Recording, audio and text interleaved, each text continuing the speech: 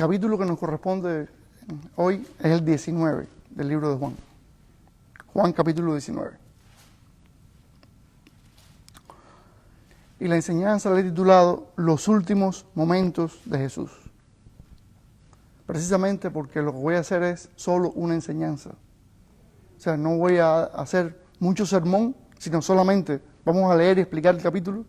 Vamos a sacar algunas aplicaciones, por supuesto, siempre hacemos eso, pero no pienso enfocarme en puntos como tal de enseñanza, sino más bien en que entendamos qué sucedió ese día, cuando crucificaron al Señor.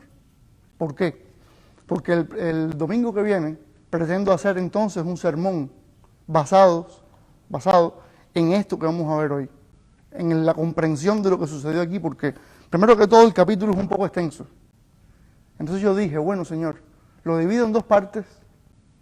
¿O simplemente enseño hoy y predico el otro domingo?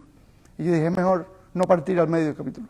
Simplemente vamos a enseñar hoy el capítulo, vamos a ver qué cosas hay aquí. Porque también otra razón por la cual estoy haciendo esto es que hay varios detallitos aquí que me gustaría ver un poquito con lupa.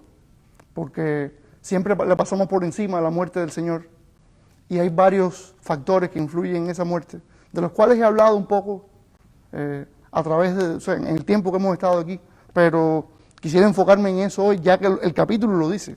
El capítulo habla de todas estas cosas. Entonces yo creo que es muy conveniente analizar esas cositas que giran alrededor de eso. Así aprendemos también un poquito del contexto que rodeaba que rodeó ese acontecimiento, porque nada de esto está aislado del mundo. Todo sucedió en un lugar, en un momento determinado, por razones determinadas. Hubo personas involucradas en ese acontecimiento, cada cual con su forma de ver las cosas, cada cual puso su granito de arena, negativamente, por supuesto. Hablando de forma humana, negativamente, para que se enjuiciara a Jesús injustamente y se crucificara. Pero entendamos que Dios tenía todo esto pensado desde antes de la fundación del universo. Como algunos predicadores dicen, Jesús nunca fue el plan número 2, el plan B, sino que así iba a pasar. Así iba a pasar. Ahora, también tengamos en cuenta que todos los que influyeron en que esto sucediera tienen culpa también. Eso también lo vamos a ver. Ahora, ¿cómo se conjugan esas dos cosas? La mente de Dios, como veíamos en la canción, ¿quién puede entender completamente la majestad de Dios? Es difícil. Así que entendamos estas dos cosas nosotros, que somos sus hijos y que tenemos la mente de Cristo. Entonces, el capítulo 19 empieza cuando Pilato azota a Jesús, lo hace azotar. Pero recuerden que anteriormente lo que sucedió fue que los líderes dijeron que ellos querían que libraran a Barrabás, porque siempre los romanos soltaban el día de la Pascua, en los días de la Pascua soltaban a un prisionero, y dijeron que querían que soltaran a Barrabás y no a Jesús, cuando ya la Biblia misma dice Juan, que Barrabás era ladrón. Pero dicen otros evangelistas que también formó una revuelta, estuvo involucrado en la muerte de una persona también, o de varias. Entonces, Barrabás era un delincuente, al menos para los romanos. Y así todo, insistieron los líderes judíos en que lo libraran, y Pilato lo liberó. Vamos a ver qué le pasó a Pilato, porque Pilato estaba bien arrinconado, No tenía muchas opciones Pilato. Dice, así que entonces tomó Pilato a Jesús y lo azotó, y le azotó. Y los soldados entretejieron una corona de espinas y la pusieron sobre su cabeza y le vistieron con un manto púrpura, simbolizando, entre paréntesis, la realeza. Porque él dijo que él era el Hijo de Dios, el Rey de los judíos, decían ellos. Y es rey, te vamos a ponerle una corona, vamos a ponerle un manto. Todo esto entendemos que es en burla, ¿verdad? Dice, y le decían, salve Rey de los judíos, y le daban bofetadas. O sea, entendamos que esto lo hicieron el Hijo de Dios. Dios se hizo carne para salvar al mundo, para venir a explicarnos qué es lo que quería el Padre con nosotros, y que estábamos en pecado, y mire lo que le hicieron. ¿Right? Entonces Pilato salió otra vez y les dijo, mirad, os lo traigo fuera, para que entendáis que ningún delito hay en él.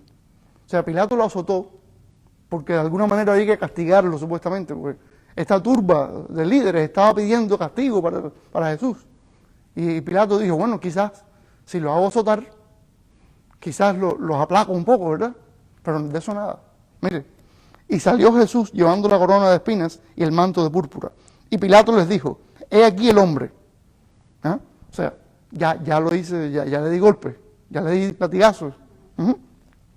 Cuando le vieron los principales sacerdotes y los alguaciles, dieron voces diciendo, crucifícale, crucifícale. O sea, no les bastó. No, es que ellos no querían que le dieran latigazos.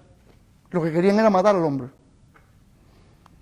Pilato les dijo, tomadle vosotros y crucificadle, porque yo no hallo delito en él. O sea, ya estaba diciendo, ok, si ustedes quieren matarlo, háganlo ustedes, porque yo por mi parte no encuentro ningún delito. Ahora, ¿qué sucede aquí? Como ya vimos anteriormente, en el capítulo anterior, aquí Pilato no está asumiendo su papel. Él podía, como le dijo el Señor, yo tengo potestad para quitarte la vida o para perdonártela. Y él no está asumiendo su papel. No está asumiendo su papel. Pésimo liderazgo, como decíamos la semana pasada. Pésimo liderazgo. Dice el 7, los judíos le respondieron, nosotros tenemos una ley, y según nuestra ley debe morir, porque se hizo a sí mismo hijo de Dios. Oiga, qué irónico. Yo esto tampoco lo vi cuando estaba estudiando. No lo vi de esta manera. Sí lo vi, pero no lo vi de esta manera. Pero ahora sí lo veo. Dice, porque se hizo a sí mismo hijo de Dios. Pero qué cosa. O sea, sí, siempre yo supe que ellos decían que él no era, ¿verdad? Pero qué ironía la forma en que lo expresan, ¿verdad? Que él se hizo a sí mismo hijo de Dios. Y se olvidan de todas las señales milagrosas que nadie más podía hacer. Solo el Mesías podía hacer eso. Se olvidaron de todo eso y como les convenía política y religiosamente, dijeron, no, es que él se hizo hijo de Dios. Qué cosa tan irónica. Bueno, es la maldad del hombre, ¿se dan cuenta? Es la maldad del hombre. Dice, cuando Pilato oyó decir esto, tuvo más miedo. Claro, cuando oyó decir que él se hacía hijo de Dios. O sea, los romanos no eran ateos. Los romanos no eran ateos. Los romanos lo que tenían muchos dioses. Y habían adquirido toda la cultura griega también, que de muchos dioses y todas esas cosas. Pero no eran ateos. Ellos sí pensaban que había deidades. Y sabían que los judíos tenían un solo Dios. Entonces, cuando él escucha que ese hombre decían que era hijo de Dios, dijo, ay, mi madre, ahora sí se puso malo esto. Esto es peor de lo que yo pensaba. Y entró otra vez en el pretorio y dijo a Jesús, ¿de dónde eres tú? Mas Jesús no le dio respuesta. Entonces le dijo Pilato, ¿a mí no me hablas? ¿No sabes que tengo autoridad para crucificarte y que tengo autoridad para soltarte? Entonces, aquí Jesús le da la respuesta clave y la que debemos también saber nosotros ante cualquier situación en la que nos encontremos. Ante cualquier situación en que usted y yo nos encontremos como hijos de Dios, debemos saber esto que Jesús le respondió a Pilato. Respondió Jesús, ninguna autoridad tendrías contra mí si no te fuese dada de arriba. Por tanto, el que a ti me ha entregado, mayor pecado tiene. O sea, nadie puede meterse con un hijo de Dios si Dios no le permite de alguna manera. Nadie puede, lo vemos en el libro de Job. Para el diablo poder hacerle cosas a Job, lo que le dijo a Dios fue, pero ¿cómo tú quieres que yo le haga algo si tienes un cerco alrededor de él? O sea, Dios protege a los suyos. Antiguo Testamento, Nuevo Testamento, siempre hay protección sobre los hijos de Dios. Ahora, cuando nos sucede algo, entendamos también, al Señor le sucedió lo peor. Cuando a nosotros nos sucede algo, entendamos también que Dios no es un tirano, Dios no es malo. Pero Dios, como decíamos, ¿quién puede entender todo acerca de Dios? Cuando nos sucede algo en nosotros, sepamos que Dios lo sabe. Dios lo sabe. Es duro entenderlo, es duro pensar en eso, pero tenemos también que entenderlo porque es que Él es Dios. Es nuestro Padre, es el que nos redimió, es el que nos salvó, entonces debemos entender su carácter para poder crecer en Él. Él fue el que permitió tal y más cual cosa. Ahora, ¿por qué? No sabemos, pero sepamos que Él es bueno, lo dice la palabra. Él no es malo. Desde entonces, procuraba Pilato soltarle. Cada vez entendía más Pilato que el hombre no era, o sea, no representaba ningún peligro, al menos inminente. Pero los judíos daban voces diciendo, si a este sueltas, no eres amigo de César. Todo el que se hace rey, a César se opone. Ahí entonces, mire lo que dice el 13. Entonces Pilato, oyendo esto, llevó fuera a Jesús y se sentó en el tribunal en el lugar llamado el Enlosado, y en hebreo Gabata. Ok, lo que sucede aquí es que, como les dije al principio, están poniendo a Pilato contra la pared. Ya había explicado, esta posición, este puesto de Pilato, no era codiciado en lo absoluto, es más bien un puesto peligroso. Pilato tenía la gran misión de controlar a los judíos como gobernador romano del imperio. Y los romanos, como ya he dicho muchas veces, no admitían revueltas, rebeliones. Ellos sofocaban las rebeliones cuanto antes y a toda costa. Entonces, si pasaba algo, entonces el gobierno romano iba a llamar a contar a Pilato, le iba a decir, ven acá, explícame qué fue lo que pasó aquí. Y no sabemos exactamente el castigo que le podrían dar, pero los romanos no estaban con mucho miramiento a la hora de castigar. Así que, cuando los líderes judíos le dicen a él, si no lo crucificas, vamos a decir que tú no eres amigo de César. Lo están echando a los leones prácticamente. Y qué ironía que él era el gobernador sobre el pueblo judío. Pero los líderes judíos, mira lo que podían hacer. Enredar un chisme acerca de Pilato. Porque en realidad Pilato podía hacer todo lo malo que usted quisiera. Si usted investiga y lee, qué sé yo, y usted se da cuenta que Pilato sí es malo, si era malo, hizo esto, hizo lo otro, ok. Pero Pilato no era enemigo de César, él servía a César. Y sin embargo, mire, los líderes judíos tuvieron esa morbosidad, ¿verdad? Esa picardía. Sí, ellos tenían tuvieron esa, o sea, amenazaron al gobernador hasta ese punto, fíjese. Bueno. Pero ellos gritaron, 14, era la preparación de la Pascua, y como la hora sexta. Entonces dijo a los judíos, he aquí vuestro rey. Seguía insistiendo Pilato en que Jesús era el rey de los judíos. Pero ellos gritaron, fuera, fuera, crucifícale. Pilato les gritó, ¿a vuestro rey he de crucificar? Respondieron los principales sacerdotes, no tenemos más rey que César. Así que entonces lo entregó a ellos para que fuese crucificado. Tomaron pues a Jesús y le llevaron. Qué irónico también. Los líderes judíos diciendo, no tenemos más rey que César. Qué mentirosos. Qué mentirosos. Si ellos estaban esperando al Mesías para que el Mesías derrocara al César. Qué mentira. O sea, ¿quién les dijo que ellos no tenían más rey que el César? Que ellos eran fieles súbditos del César. Mentira. Es mentira.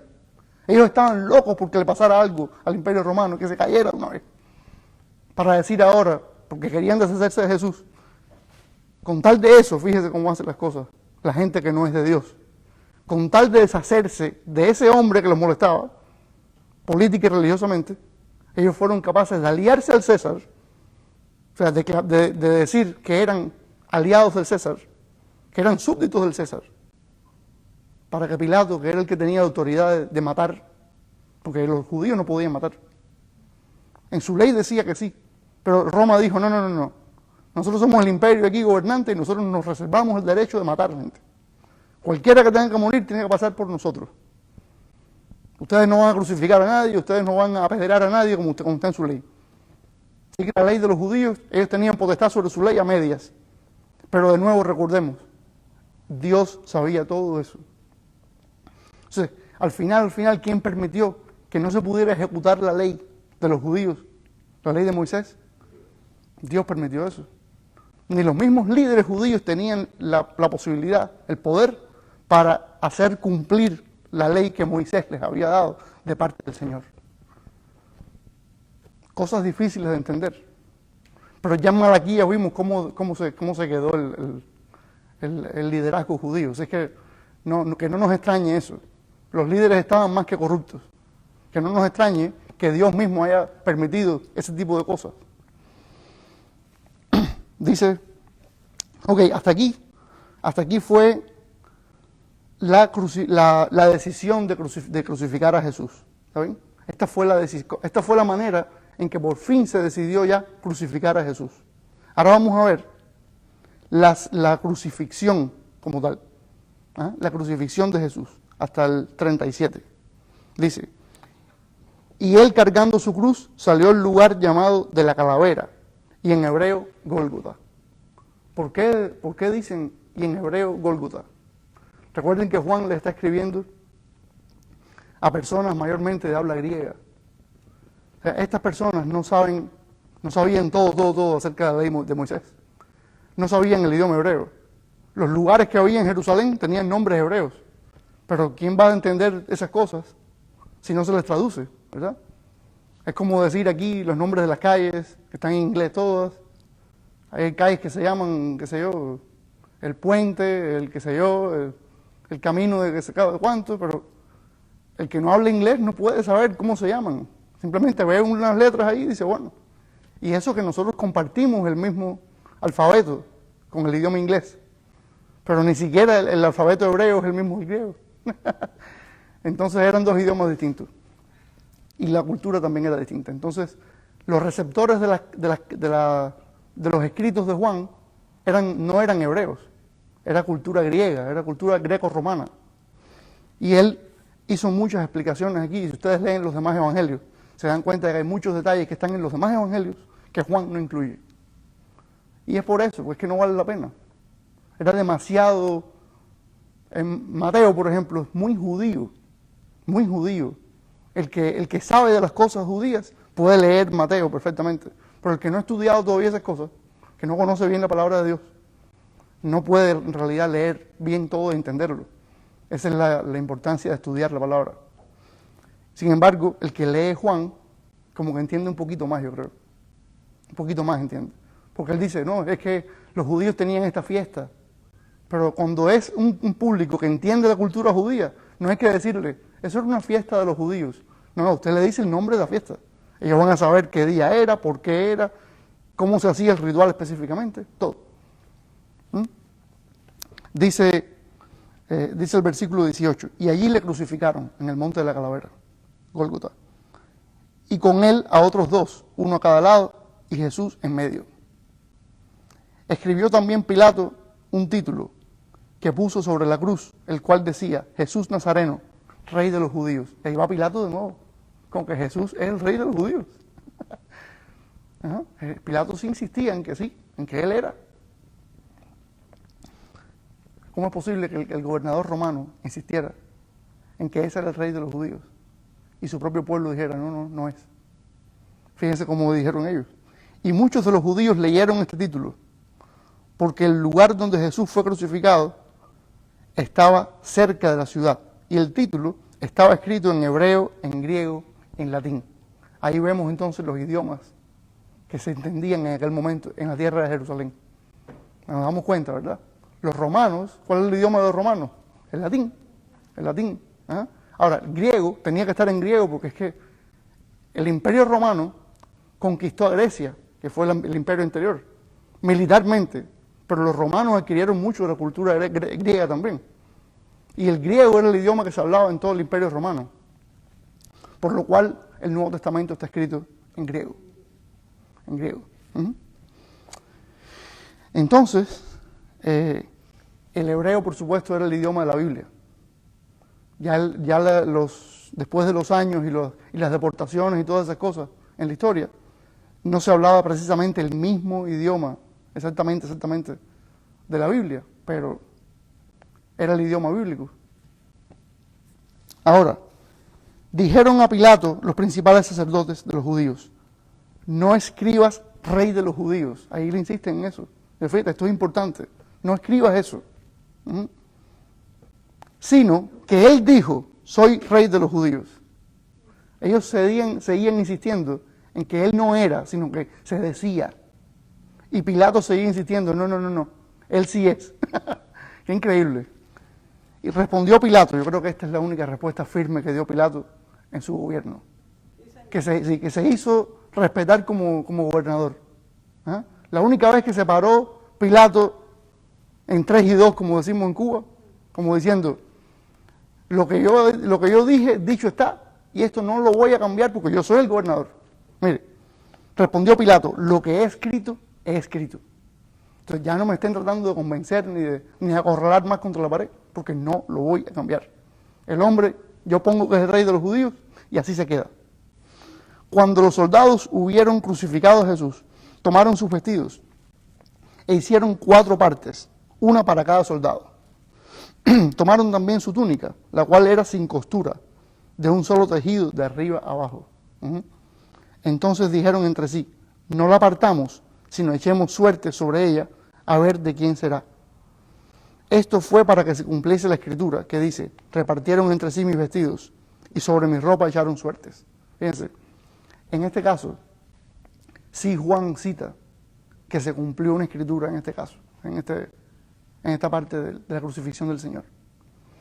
No es un evangelio para los judíos directamente, pero hay cosas que inevitablemente hay que decir. O sea, por más que uno trate de evitar la cultura y las costumbres judías y el Antiguo Testamento, el que no lo conoce, hay cosas que son inevitables. Y por eso es que también tenemos que enseñar el Antiguo Testamento. Porque no tiene sentido el Nuevo sin el Antiguo. Porque ¿cómo vamos a entender cómo sucedió todo si no sabemos el Antiguo Testamento también? Entonces, aquí dice, en mi concordancia, dice en letras pequeñas, Salmos 22, 18.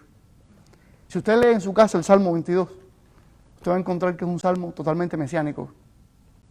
Está describiendo a Jesús prácticamente, lo que pasó con Jesús.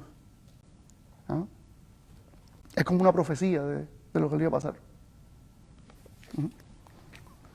Y aquí lo que está diciendo Juan es que en este caso se cumplió esto que decía, pero no solo ese versículo de ese salmo es mesiánico, sino todo el salmo, usted lo lee.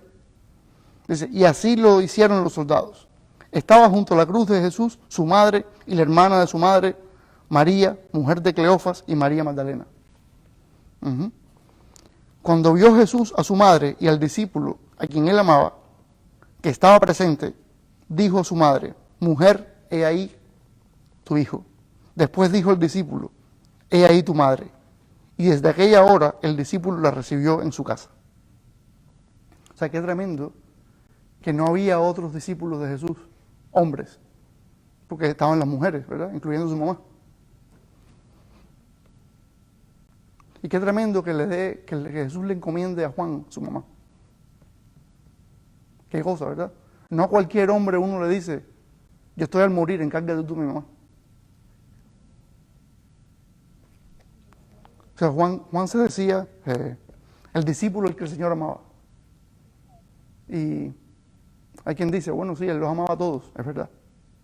Pero no cualquiera le encomienda a uno a su madre, ¿verdad? O sea, yo a punto de morir no le digo a cualquier persona, mira, encárgate de mi mamá. Y que esa persona la reciba en su casa como si fuera su propia madre. Así que qué relación esa tan buena de amistad entre Jesús y Juan, no solo de discípulo a maestro, sino también de amigos, de esa confianza tan grande, ¿verdad? Dice, después de esto, sabiendo Jesús que ya todo estaba consumado, dijo, para que la escritura se cumpliese de nuevo, tengo sed. Salmo 69, 21, dice la concordancia. Y el problema es que no se puede obviar que se están cumpliendo profecías. Juan, por muy no judíos que sean los receptores del Evangelio de Juan no podía obviar que en la crucifixión del Señor se estaban cumpliendo una tras otra profecías y profecías y profecías y profecías. No podía. Cuando usted lee Mateo, está lleno de, así se cumplió la escritura, pam, pam, pam. Para que se cumpliera lo que estaba escrito, pam, pam, pam. Como está escrito, tan, tan, tan. Mateo está lleno de eso. Pero Juan no está precisamente lleno de eso. Pero también Juan tiene que decirlo. Tiene que decir que mediante la crucifixión del Señor se cumplieron profecías que estaban dichas ya hacía cientos de años. Tenía que decirlo. ¿Ah? tengo sed. Y estaba allí una vasija llena de vinagre. Entonces ellos empaparon en vinagre una esponja y poniéndola en un hisopo, se la acercaron a la boca. Cuando Jesús hubo tomado el vinagre, dijo, consumado es. Y habiendo inclinado la cabeza, entregó el espíritu. O sea, aquí el Señor muere, ¿verdad? Dijo, consumado es. Ahora, consumado es no quiere decir ya me voy a morir solamente, sino que ya he hecho todo lo que el Padre me mandó a hacer. Ya lo había dicho en oración en capítulos anteriores. Padre, todo lo que me mandaste a hacer he cumplido. Pero ahora sí. Ahora, la crucifixión de Jesús, ¿qué es lo que se consumó ahí? ¿Qué se consumó en la muerte de Jesús? La paga por los pecados. En su cuerpo de carne, dice el apóstol Pablo, el Señor Jesús nos reconcilió con el Padre. Eso fue lo que pasó ahí. Consumado es. Ya está derrotada la muerte. ¿Por qué? Porque Él iba a resucitar. Él iba a resucitar. No por casualidad, no que quizás. No, es que ya iba a ser así. Iba a ser así. Y ya ahí estaba Jesús pagando por los pecados de nosotros. Después de un juicio injusto, después de todas esas cosas. Después del dolor, que si leen otros evangelios, pueden, ya ustedes conocen, pero pueden ir de nuevo sobre esas cosas, sobre todo lo que el Señor sufrió, ¿verdad? Porque se burlaron de Él más todavía, y los ladrones también, y todos los oficiales romanos.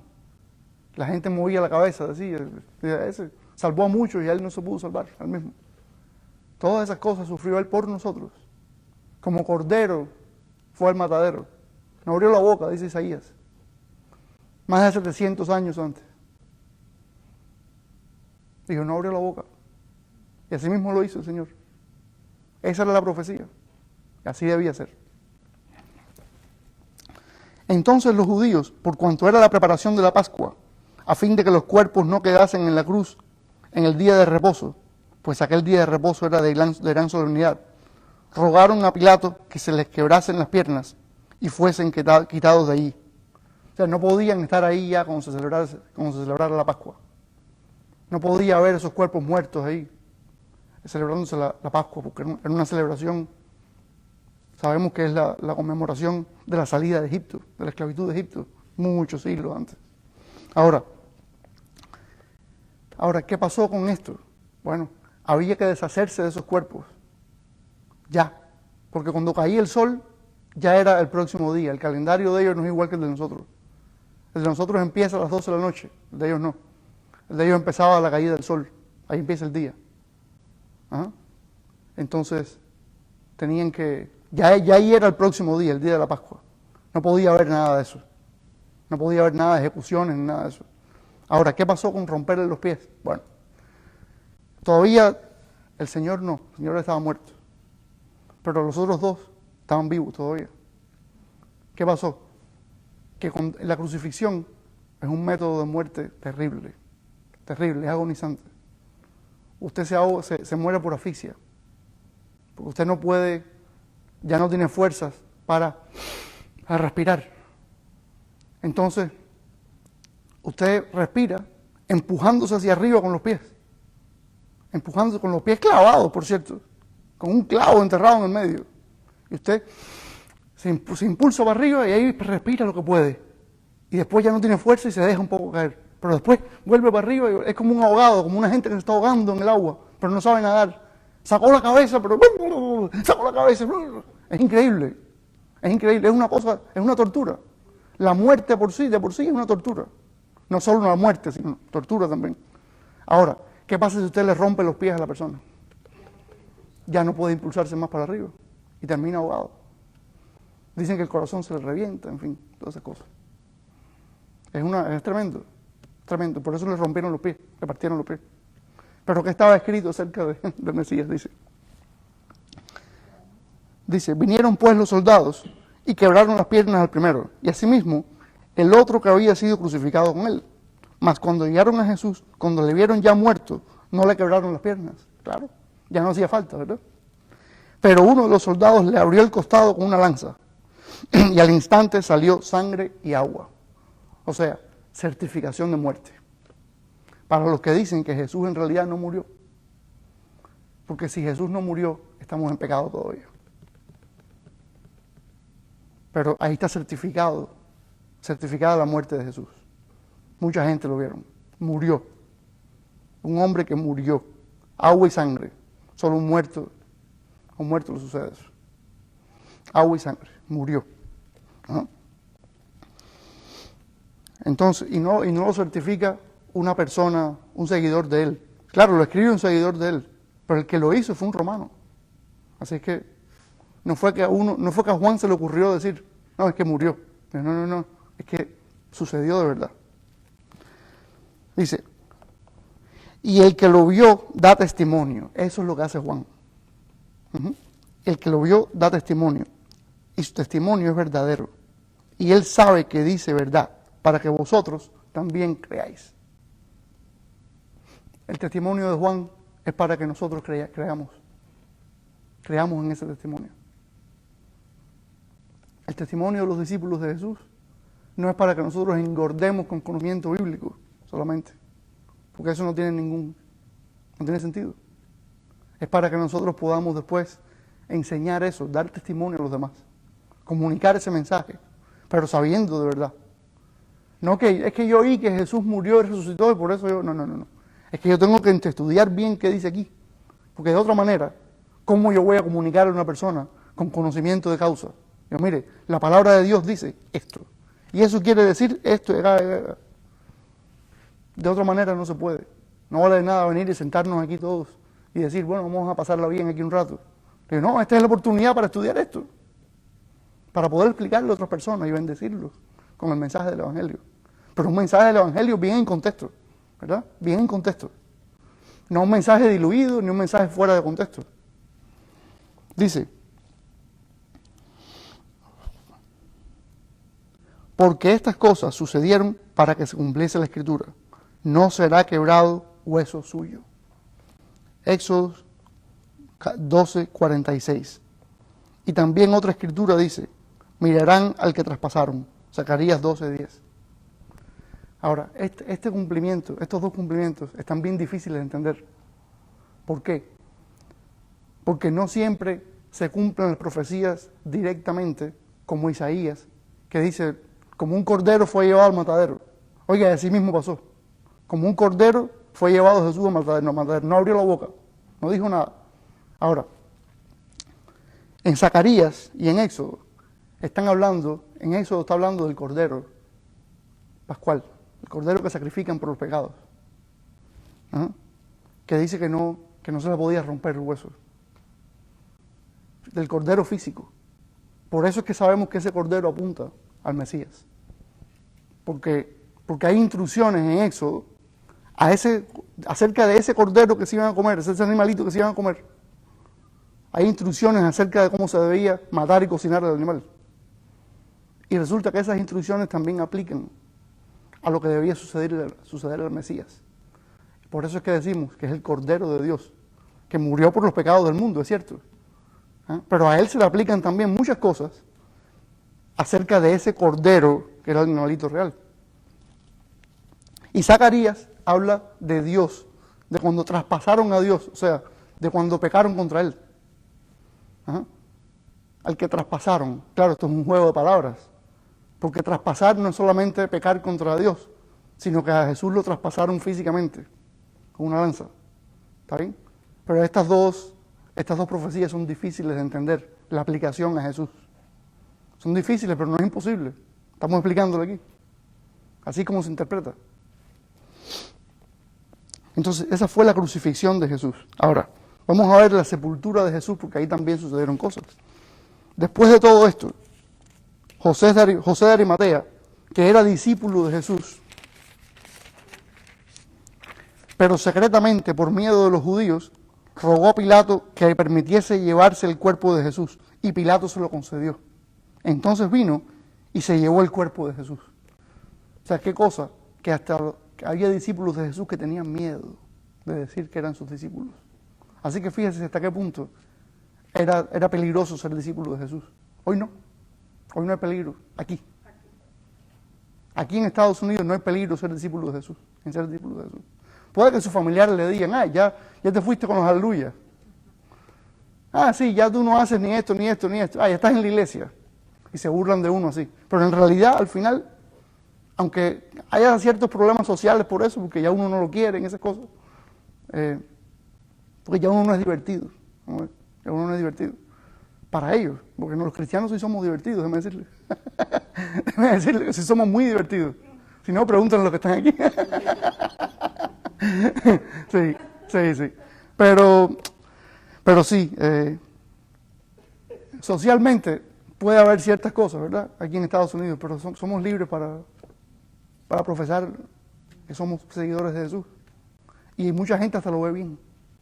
Dice, mira que cristiano, qué bien, qué bueno que sirve al Señor.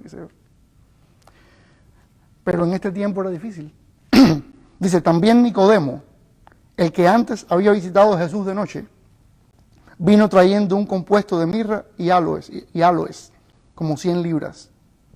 Y aquí dice Juan 3, 1 y 2, porque es cuando Juan escribe acerca del encuentro de noche entre Nicodemo y Jesús. Nicodemo fue a ver a Jesús y le dijo, Maestro, sabemos que tú vienes de Dios. O sea, tus enseñanzas no dejan mentir y las cosas que has hecho, los milagros, no puede hacerlo otra persona. Bueno, ahora Nicodemo ya estaba cooperando con la sepultura del Señor. Estas eran cosas que se hacían, ungir el cuerpo con especies aromáticas y esas cosas, envolverlo después en sábanas. Y esa era la forma en que se enterraban a las personas. O sea, cada cultura tiene su forma de hacer estas cosas. Dice, tomaron pues el cuerpo de Jesús y lo envolvieron en lienzos con especias aromáticas, según es costumbre sepultar entre los judíos. Ahí está. Porque no le escribía Juan a los judíos. Entonces tenía que decir que esto sucedió así porque esa era la costumbre simplemente. Y en el lugar donde había sido crucificado había un huerto. Y en el huerto un sepulcro nuevo, en el cual aún no había sido puesto ninguno. O sea, José de Arimatea hizo los arreglos funerales y puso al Señor, el cuerpo del Señor en un lugar donde nadie había sido enterrado nunca. Todo el mundo no disfrutaba de ese privilegio. Poder decir, mi familiar lo voy a enterrar en este lugar nuevo que está aquí. Y es así, en los otros evangelios dice que se cumplió también una profecía. Sin embargo, Juan no lo puso. Dice que la profecía era que se iba a contar entre los criminales cuando se ejecutara, pero después su sepultura iba a ser entre los ricos. Eso lo dicen los demás evangelistas, pero Juan no lo dice. ¿Ve? Juan no consideró que debía llenar más, parece, de profecías esto, ¿no? Dice, allí pues, por causa de la preparación de la Pascua de los judíos y porque aquel sepulcro estaba cerca, pusieron a Jesús. Era muy conveniente. Además de todo, era muy conveniente porque, como les dije al principio, necesitaban apresurar toda esta historia de las ejecuciones porque iba a empezar la Pascua. No se podía estar en este asunto en un día sagrado. O sea, está cerca la tumba, ok, vamos a ponerlo ahí. Pero al final se cumplió la Escritura. Y eso es importante también. Sobre todo, lo más importante. Entonces, estos son los últimos momentos de Jesús. Estos fueron los últimos momentos de Jesús en su ministerio terrenal. Vamos a decir como ser humano, como somos nosotros hoy. Pero después, recuerden, resucitó y anduvo todavía un tiempo más entre nosotros. Ahí sucedieron más cosas, pero eso ya lo vamos a ver. Ahora, para el próximo domingo, lo que voy a hacer es la prédica acerca de esto. Esta fue la enseñanza, y de aquí sí debemos llevarnos que esto sucedió por nosotros, que Jesús no tuvo ninguna culpa. Los culpables éramos nosotros. La cruz era para nosotros. La cruz era para nosotros. Y toda esa muerte horrible de morir ahogados y todas esas cosas, eso era para nosotros. Y Él nada más que merecía gloria. Él merecía gloria, nosotros merecíamos crucifixión. Y entonces, precisamente la salvación nuestra se basa en un intercambio. Jesús tomó nuestro pecado y nosotros tomamos la justicia de Él delante del Padre. Es un intercambio. El justo por los injustos. Así fue. ¿Quién entiende a Dios, verdad? ¿Cómo es posible que le haga eso? ¿Sí? Esa es la prueba de que Dios sí es bueno. Esa es la prueba de que Él sí es bueno. Como le dijo Nicodemo, porque de tal manera amó Dios el mundo, que ha dado a su Hijo unigénito, para que todo aquel que en Él crea no se pierda, sino tenga vida eterna. Ahí sabemos que Él sí es bueno. El tema que voy a tratar en la prédica de este mismo capítulo, aunque usted no crea, puede haber 1000 prédicas del mismo capítulo. Puede haber enseñanzas, puede haber prédicas, puede haber muchas cosas del mismo capítulo. Pero el tema que voy a ver es, ya le estoy diciendo de antemano cómo se llama el sermón próximo. Se llama La victoria sobre el miedo. La victoria sobre el miedo. Y vamos a observar el tema del miedo en este capítulo. Está lleno de miedo este capítulo. Y miedo en potencia también. Que no se dice explícitamente, pero es obvio. Así que ustedes, si se leen de nuevo el capítulo, quizás pueden ver algunos de estos miedos. ¿No? Y vemos cómo los creyentes podemos enfrentar esto. Porque también a nosotros nos asalta el miedo, ¿verdad? También a nosotros nos asalta el miedo. Así que vamos a orar y darle gracias a Dios. Gracias, Padre, por tu palabra. Gracias por todas las pequeñas cositas, los pequeños detalles que hay en este capítulo, que hemos podido entender, aunque sea por encima hoy, para poder entender, Padre, cómo aplicar mejor tu palabra, para que esto sea de beneficio para nosotros. Y te damos gracias, Señor, porque tú sacrificaste a tu Hijo, Señor, a lo más preciado que tenías, por nosotros que no valíamos nada, que habíamos transgredido tu ley, Señor. Gracias porque eres bueno, Señor, y no entendemos por qué, pero tú eres bueno, tú decidiste sacrificar a tu Hijo por nosotros, que en realidad éramos tus enemigos. Así que te pedimos que tú nos ayudes, Padre, a vivir en santidad delante de ti, a crecer delante de ti, a crecer en sabiduría, en santidad, Señor, y a bendecir a muchas personas con esta vida cristiana que llevamos nosotros. Gracias a la ayuda de tu Espíritu Santo, Señor.